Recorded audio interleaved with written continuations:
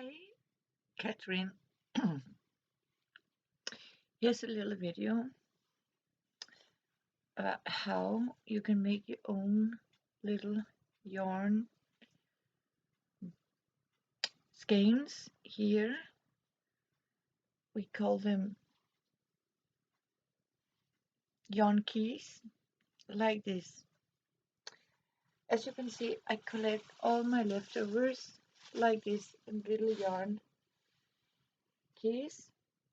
I found out I have one skein of certain colors, qualities of yarn. To make these little yarn skeins, I simply take my yarn and figure out, do they have yeah, here. Sometimes when you knit with a lot of colors, the easiest part is to have little yarn skeins, because it's easier to keep handy when you have them. What I'm doing, I start like this, hold it on my thumb, and keep rolling like this. I make these little skein keys yarn about 5 or 10 grams in each. Normally, I would say 6 gram. And as you can see, what I'm actually doing is I'm keeping my thumb down like this, and I circle around here and keep it a little flat. This is a smaller one. As you can see, what I'm doing, I keep rolling in the same direction like this. I tighten it up a little bit. As you can see, I continue like this. Sometimes it cannot, you have to sort of keep it firm.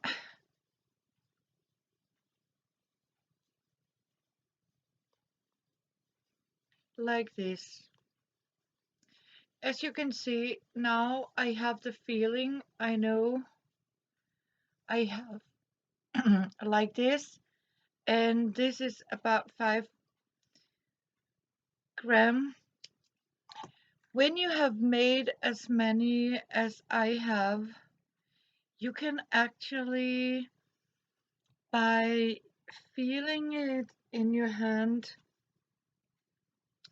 and the size, you can actually, on I side, say you can make them 5 grams. I do it because I know how big. As you can see, it has to be like this, and that means here you have the beginning. What you're doing, hold it like this, twist around, as you can see. Sometimes it can be easier to take them from the center, because it will be easier for you to sort of get the hand of your yarn. As you can see, I'm holding it tight. You can also do the way you do by keeping it in all directions, but I like to do it in this direction and make these little ones.